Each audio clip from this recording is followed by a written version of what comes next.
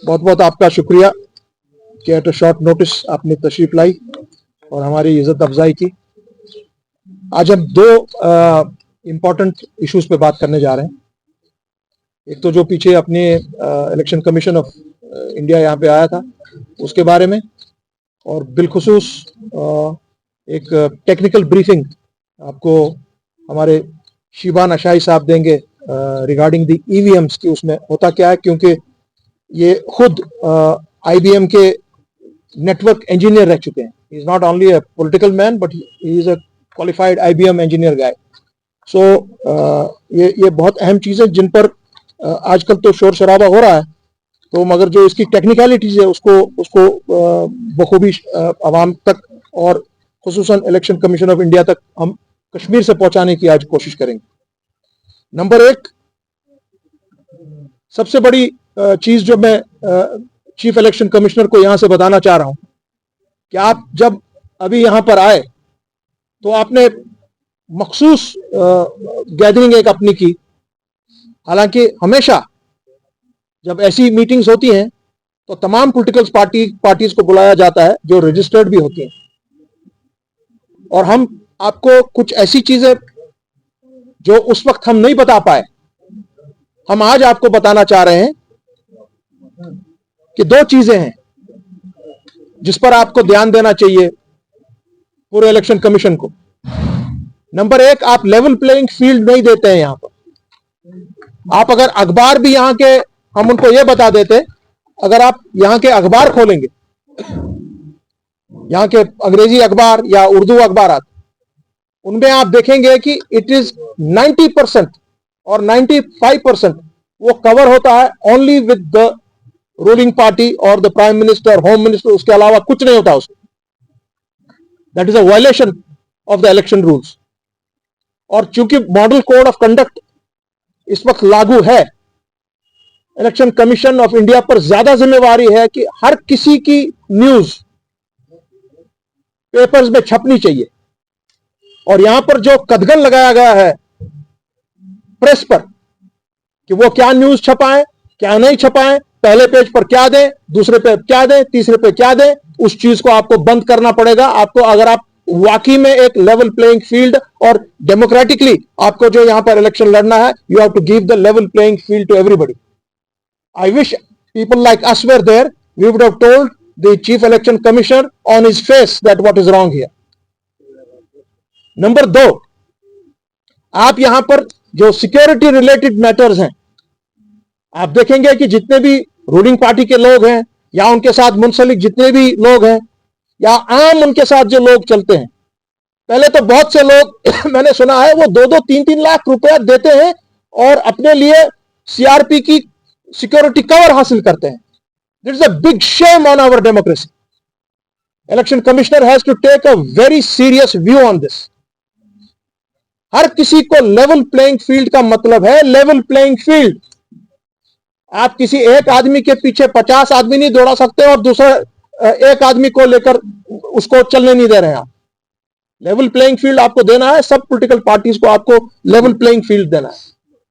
और मैं एक और उनसे अहम बात करना चाह रहा था, क्योंकि हम आज या कल भर में एक 10 मिनट का एक वीडियो शाया कर रहे हैं जो हमारे साथ इलेक्शन कमीशन की जो यहां टीम्स थी, जो बांडीपुर का डीडीए इलेक्शन जो करवा रही थी, जो अवामी नेशनल कॉन्फ्रेंस ने पीएचडी के तहत उस वक्त जीता हुआ था, उसमें वहां पर क्या ज्यादतियां हुई, क्या धांधलियां हुई, किस तरह से लोग, जो हमने उन्हीं के कैमराज से, इलेक्शन कमीशन ऑफ इंडिया के कैमराज से जो हमने रीलें देखी कि एक ही आदमी, 2 आदमी, 4 आदमी, 10 आदमी, हालांकि 70 पीपल वो मुख्तलिफ टाइम पर आकर 50, 60, 70, 80 वोट एक एक आदमी डाल रहा है गरूरा की इधर बांडीपुर के एक कॉन्स्टिट्यूंसी में। यह चीज हम उनको दिखाने जा रहे थे कि हमने जब आपके सामने हमने जब ये पूरे प्रूफ रखे, और जो यहां की अपीलेंट अथॉरिटी थी वो बार बार लिख रही थी अपने इलेक्शन ऑफिसर को, इधर बांडीपुर में जो डीसी होते हैं, रिटर्निंग ऑफिसर, कि भैया हमको जरा इस चीज का जवाब दें, जवाब दें, जवाब दें। 1 साल 1.5 साल कोई जवाब नहीं आया। और फिर जब उन अपने ये जो कैमराज हैं उनकी जब तहकीक की गई, हमारी टीम और उनकी टीम बैठी, बाज़ाब्ता तौर पर देखा गया कि ये सारे यही लोग हैं जिन्होंने बोगस वोटिंग की है, जिनको वहां पे बोगसली डिक्लेयर किया गया था। तो चीफ इलेक्शन कमिश्नर साहब, अगर ऐसे ऐसे आप इलेक्शन वहां लड़वाएंगे, और आइंदा के लिए हम कैसे गारंटी करेंगे कि ये नहीं होगा?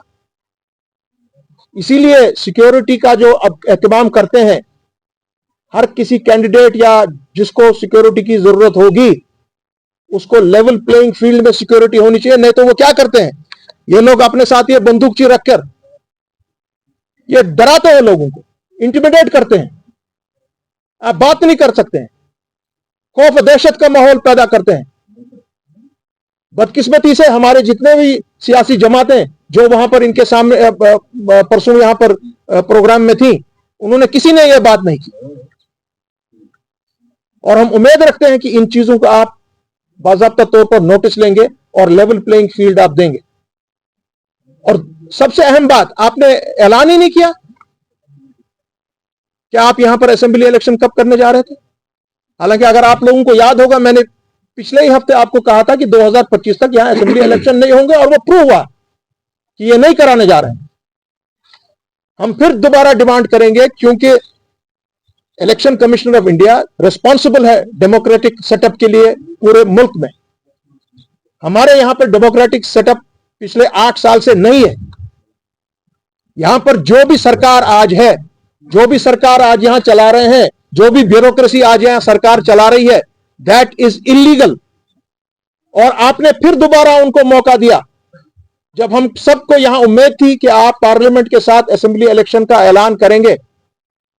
इलेक्शन कमिश्नर साहब, आपने दोबारा उनको मौका दिया है कि आप चलते जाइए, करते जाइए, आपको क्या करना है, आपको क्या प्रोग्राम करने हैं, आपको किस तरह यहां पर ये इलेक्शन को कंडक्ट करवाना है, आपने उनको खुली छूट दी है।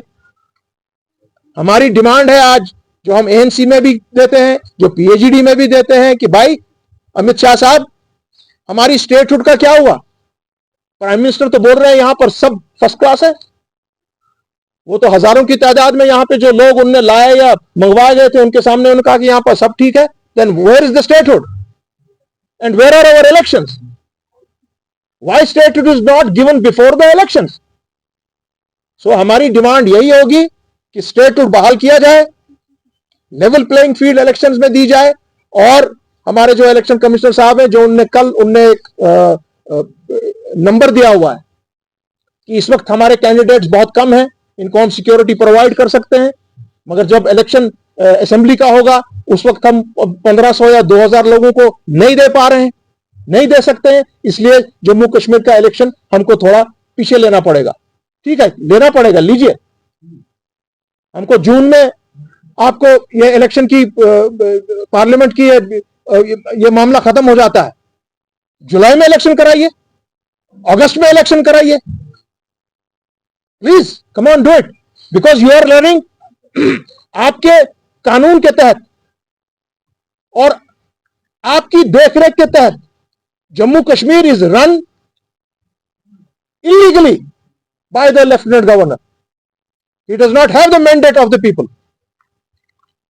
So इसलिए हमें उम्मीद है कि यह मामला हम दोबारा यहां पे उठाएंगे, और जब हमारी भी बैठक होगी पीएचडी की आफ्टर सम डेज, उसमें भी यह मामला भरपूर तरीके से उठाएंगे। और उम्मीद है कि इन चीजों पर हमारे चीफ इलेक्शन कमिश्नर साहब इन पर गौर करेंगे और हमको ये इलेक्शन दिलवा देंगे यहां। क्योंकि आज इन इलेक्शन से यहां पे बीजेपी वो कोई भी हथियार इस्तेमाल करे, उनको ये पता रखना चाहिए कि आप जम्मू कश्मीर में इलेक्शन नहीं जीतेंगे। कश्मीर की तीनों सीटें आप जो भी कॉम्बिनेशन चलाएं, you are going to lose all the 3 seats.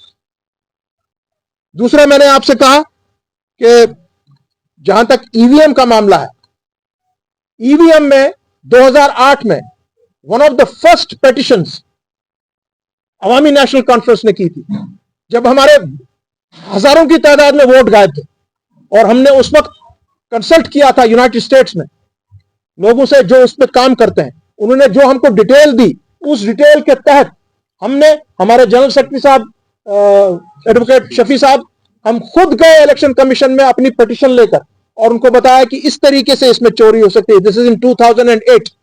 और उसका आज तक हमारे इलेक्शन कमीशन ऑफ इंडिया ने अभी तक उसका जवाब नहीं दिया है। उस वक्त we were up, ANC was up by almost 11 to 12 seats and we got 0। So इन चीजों पर ध्यान रखना, इन चीजों पर आपको ध्यान रखना है चीफ इलेक्शन कमिश्नर साहब। We are here to assist you to ensure that there is free election here.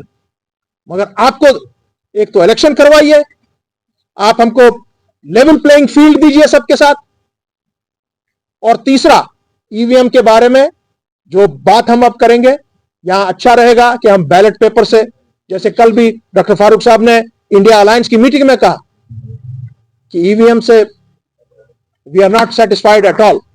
सो मैं अशाई साहब से दरखास्त करूंगा, being an program engineer of IBM, he knows exactly what happens in the EVMs.